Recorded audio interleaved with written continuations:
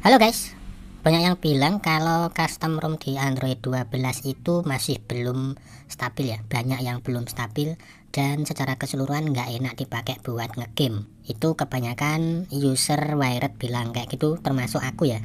Tapi setelah pakai custom ROM ini, aku rasa ini adalah custom ROM Android 12 terbaik ya. Salah satu yang terbaik menurutku. Oke, check it out.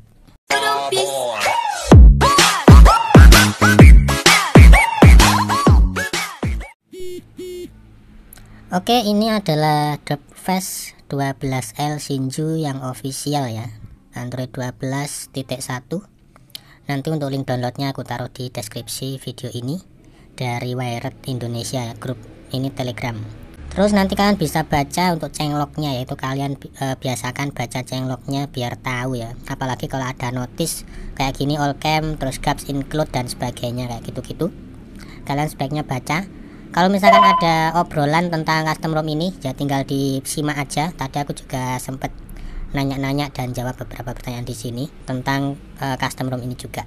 Dan menurutku ini adalah custom ROM Android 12L yang lebih niat ya, lebih niat dibanding custom ROM Android 12 lainnya. Aku bilang di sini lebih niat bukan berarti untuk maintainer yang lainnya di custom ROM Android 12 ini nggak niat.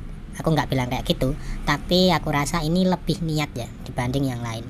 Untuk kamera yang dipakai, dia itu pakai kamera yang sederhana seperti ini ya. Jadi sebaiknya sih kita nggak usah terlalu bahas, karena untuk menunya ini pun juga lumayan sedikit ya, tapi lumayan asing. Sebaiknya aku tunjukin aja lah ya. Ada face retouch. Untuk face retouch ini kalau kita pakai, misalkan kita itu agak jenggot gitu ya, ada dikit-dikit jerawat gitu, bisa kita bersihin pakai cara ini. Tapi aku nggak ngetes ya ini berfungsi apa enggak. Terus untuk menu foto sama juga, ada kayak gini. Kalau untuk video ini menunya cuman kayak gini. Kalau untuk hasil foto sama videonya menurutku biasa aja. Kemudian next, untuk Magisnya aku masih tetap pakai versi 23.0 ya. Dan untuk safety netnya di sini juga udah tercentang dua-duanya. Kemudian di bagian Play Store kita cek sertifikasi device-nya. Paling bawah kalian bisa lihat device is certified, artinya ini sudah resmi ya. Saya lagi di rumah deh guys. Jangan lupa like, comment, and subscribe. Oke, untuk custom ROM ini tuh penggarapannya lebih detail ya. Jadi contoh aja soal chargingnya itu bisa ngebaca tapi aku nggak bisa nunjukin karena HP-nya juga cuman satu, HP ku yang lain masih ada error, jadi nggak bisa buat moto. Pokoknya chargingnya itu bisa nunjukin charging rapidly ya, pengecasan cepat lah kayak gitu. Terus waktu dicas itu juga bisa nampilin visual yang oke juga, kayak semacam ini guys. Jadi kayak nyala ada debu-debunya gitu, pes gitu ya, keren lah pokoknya. Untuk hasil pengetesan Antutu juga lumayan dapat gede pakai kernel bawaannya. Ini dapatnya 174.000 sekian, anggap aja 175. Ini masih standar ya. Kalau standarnya pakai Antutu versi kepala 9 itu biasanya standarnya dapat 166 atau 100, hampir 170-an ya. Tapi ini sudah naik kayak gini. Menurutku ini sudah lumayan oke sih. Untuk rinciannya seperti ini ya. Dan untuk suhunya ini terbilang adem banget dipakai buat main game. Kemudian di bagian CPU throttling juga sudah aku tes, hasilnya kayak gini. Ini untuk kernelnya masih belum overclock, belum OC.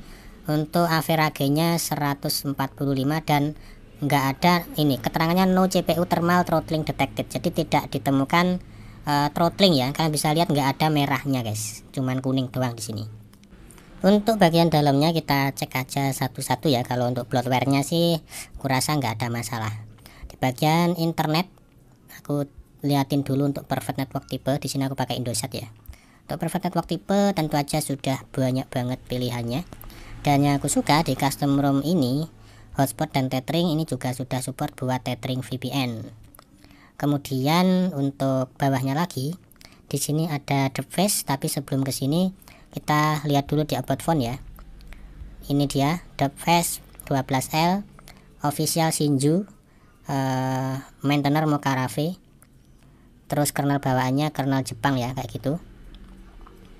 Shell Linuxnya Enforcing. Oke, cuman kayak gitu doang. Terus kita ke atas lagi, lihat dev space. Kalian bisa atur mulai dari status bar. Kalian perhatiin untuk status barnya, icon wifi sama icon sinyal operatornya itu bisa kita ganti-ganti guys.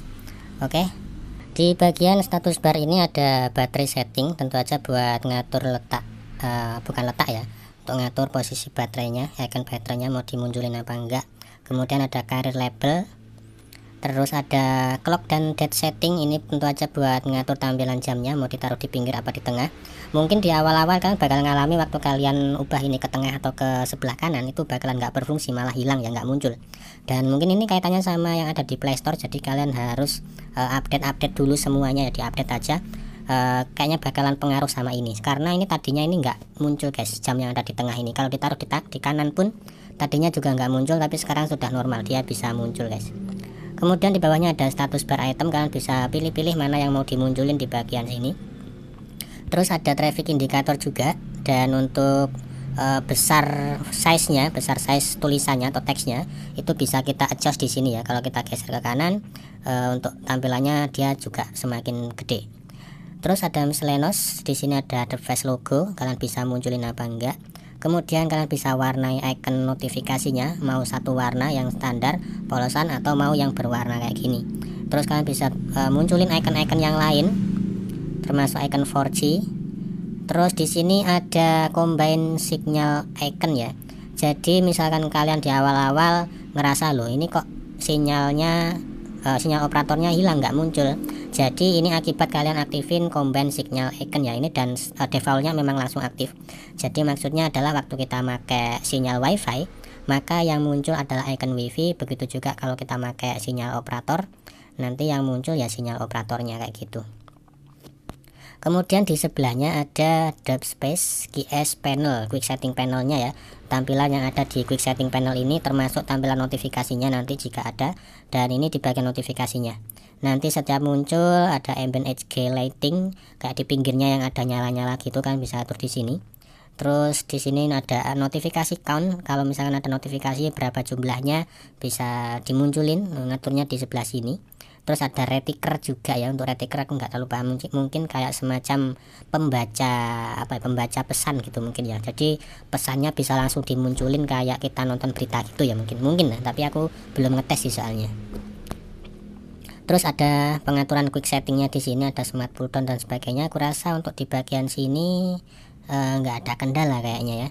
Dan ini ada keterangan footer ya. Footer itu yang di bagian quick setting, yang di bawahnya ini ada tombol pengaturan, terus power, terus ada CPU buat ngelihat sisa RAM-nya, terus buat nulis select and subrek itu, terus ada di situ tampilan wifi-nya, jaringan yang kita pakai ya. Kita sudah ngabisin 3,42 GB guys untuk hari ini. Kalian bisa atur di bagian sini ya. Terus di bawahnya juga masih ada brightness slider, tentu aja yang di bagian ini ya, tampilan brightness slider yang ini kalian bisa atur di sini juga. Di bawahnya masih ada lagi menu yang lain untuk animasinya ini. Jadi waktu aku tes kan aku setting seperti ini ya, flip fast bounce. Jadi kalau kita klik, misalkan kita klik airplane mode seperti ini, maka dia akan muter terus mental-mental gitu, mendal-mendal kayak gitu. Nah ini ada kaitannya seperti animasi ini guys. Next kita ke sebelah kanannya lagi ada lock screen, tampilan lock screennya nanti bisa kalian atur di sini ya. Terus di bawahnya ada lock screen UI. Ini disable ripple effect, ini aku nggak paham buat apa. Terus ada fingerprint error vibration, ini bakalan getar kalau misalkan fingerprintnya itu salah kita atau nggak cocok sama sidik jari kita guys, kayak gitu. Terus ada tampilan di generalnya lock screen clock color buat mewarnai lock screennya, mewarnai jamnya di tampilan lock screen. Terus temperatur suhunya dan sebagainya. Di bawahnya lagi ada ambient always on display, tapi aku nggak aktifin di sini ya, karena biar lebih hemat baterai aja. Karena kita tahu untuk Android 12 ini kan tampilannya keren gitu ya, lebih elegan, makanya untuk baterainya biasanya itu lebih boros daripada Android di bawahnya, yang versinya di bawahnya. Terus untuk tampilan baterai, di sini ada menu sistem tadi ya, menu sistem, ada baterai, terus kustomisasi. Nah, kalian bisa atur icon packnya atau kalian bisa ubah juga fontnya. Di sini ada pilihannya banyak. Terus icon packnya di sini ini untuk ngatur keseluruhan jadi satu paket, atau kalian bisa atur sendiri-sendiri. Untuk tampilan wifi-nya aku pilih yang kayak gini. Terus kemudian sinyal iconnya seperti yang sudah aku tunjukin di awal tadi. Tampilannya wow banyak banget guys kayak gini, kalian bisa pilih-pilih. Dan menurutku yang aku maksud lebih niat itu yang ini ya, bahkan untuk hal-hal yang sepele, lebih sepele kayak gini itu dipertimbangkan guys ya. Kalian bisa lihat kayak gini, udah banyak pilihan ya, bisa kita custom sendiri. Terus ada pulsa juga ya, Android 12 sudah ada pulsa, menurutku itu juga sudah lumayan. Dan kalian bisa atur pulsanya ini ada center mirror, jadi antara kiri dan kanan itu nanti seimbang guys, di tengah jadi rata gitu loh, lebih enak dipandang. Kemudian ada navigation bar, kalian bisa atur layoutnya di bagian sini. Terus navibar stylenya juga banyak pilihan. Di sini aku pakai yang default. Misalkan aku pakai yang kronik, maka untuk tombol navigasinya bakalan berubah. Tapi mungkin berubahnya nanti setelah kita restart UI-nya atau kita pokoknya setelah kita restart gitulah. Coba sekarang kita ganti ke OnePlus, apa langsung berubah? Dan enggak ya. Jadi ini memang harus di restart dulu UI-nya guys. Untuk mindah posisi tombol ada di bagian sini ya, antara back sama recent aplikasi. Kemudian paling bawah ada general setting, kalian bisa atur-atur unlimited Google Photo Storage. Di sini kalian aktifin ya. Terus di bawahnya ada menu-menu yang kayak gini, ini aku biarin standar, nggak aku utik-utik kalau yang di bagian sini guys.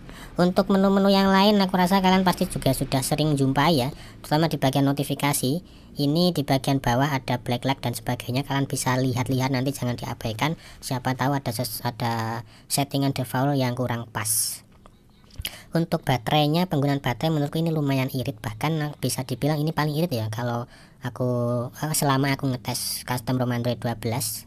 Dan untuk menu-menunya menurutku juga lumayan lah ya, walaupun masih belum ada fitur buat milih performance mode, gaming mode, hemat baterai dan lain-lain itu guys. Untuk storage ini tampilannya masih ngaco karena untuk sistem cuman kebaca 5,2 GB. Terus untuk sound ini ada beberapa hal yang berbeda di pengaturannya, tapi bisa kalian pahami tentu aja. Di paling bawah ada Mi Sound Enhancer-nya juga, keren lah ini. Terus untuk display kalian bisa atur di sini, ada left display, dalamnya ada color kalibrasi biar kalian nggak jumpai burn in ya, atau buat mencegah burn in kalian bisa atur di bagian color kalibrasinya ini. Terus di bawahnya juga masih ada menu-menu lain. Dan untuk smile switch-nya ini sudah aku ganti ya guys, 411. Tadinya standarnya itu 392 dan aku rasa itu agak kegedean, jadi kurang enak gitu malahan. Di bagian sini ada tap to wake, nanti kalau misalkan kalian jumpai menu tap to ya, tap to wake dan tap to apa gitu, double tap lah pokoknya, itu kalian aktifkan aja semuanya. Untuk double tapnya ini aman semua guys. Tapi kalau dalam keadaan HP normal seperti ini kita tap 2 kali dia nggak mati ya, layarnya nggak bisa off. Dan tap to wake yang aku maksud berfungsi normal itu tap to wake saat layarnya sedang terkunci. Kemudian untuk wallpaper style ini bisa kita buka dan pilihannya standarnya ya gambar kokok beluk, gambar burung hantu semua. Terus di bawahnya kalian bisa atur-atur di sini juga misalkan kalian pengen, kalau enggak ya diabaikan saja. Kemudian di bawahnya ada security dan sudah lengkap ya, ada pin, fingerprint, face unlock, app locker dan ada smart lock juga. Ada auto reboot juga di sini, bisa kita atur-atur untuk jamnya ya, mau auto rebootnya kapan, setiap berapa jam sekali dia bakal auto reboot sendiri guys. Kemudian di bawahnya lagi ada sistem, ada menu sistem di bagian sini, dan untuk bahasanya di sini sudah ada bahasa Indonesia juga. Kemudian di bawahnya ada menu gesture case, kalian bisa atur double tap to checkpointnya di sini juga ada. Terus ada tap to sleep juga dan sebagainya. Nah ini ada disable power menu, nah ini kalian bisa pelajari di bagian sini guys ya.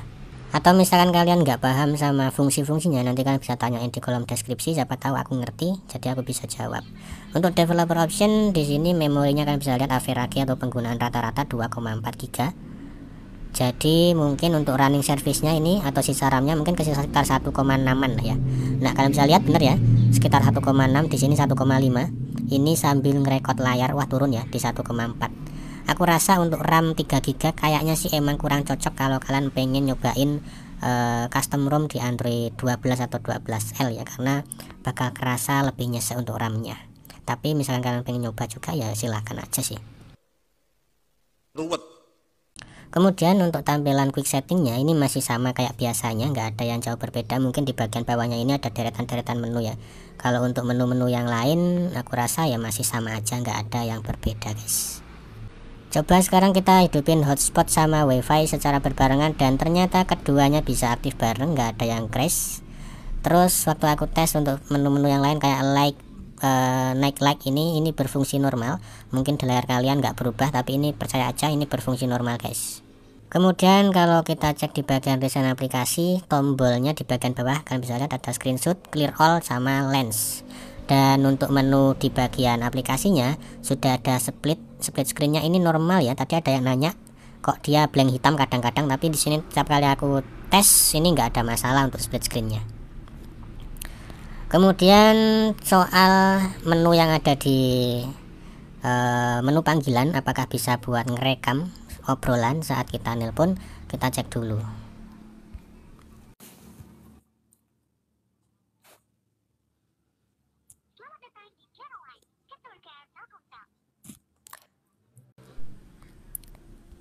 Oke, ternyata ada fitur buat ngerekam obrolan saat kita nelpon. Nah, inilah yang aku maksud, custom ROM ini terasa lebih niat dibanding yang lainnya ya. Sekali lagi aku nggak bilang yang lain itu nggak niat, tapi aku rasa custom ROM ini adalah salah satu custom ROM Android 12 yang lebih niat dibanding sama yang lainnya. Oke, kira-kira seperti itu untuk review kali ini. Thank you, maaf kalau kepanjangan ya. Makasih banyak sudah nonton video ini, kasih like kalau suka, dislike kalau kalian tega. Bang Gendul pamit undur diri, dan kita bakal ketemu lagi di next video. See you, bye bye.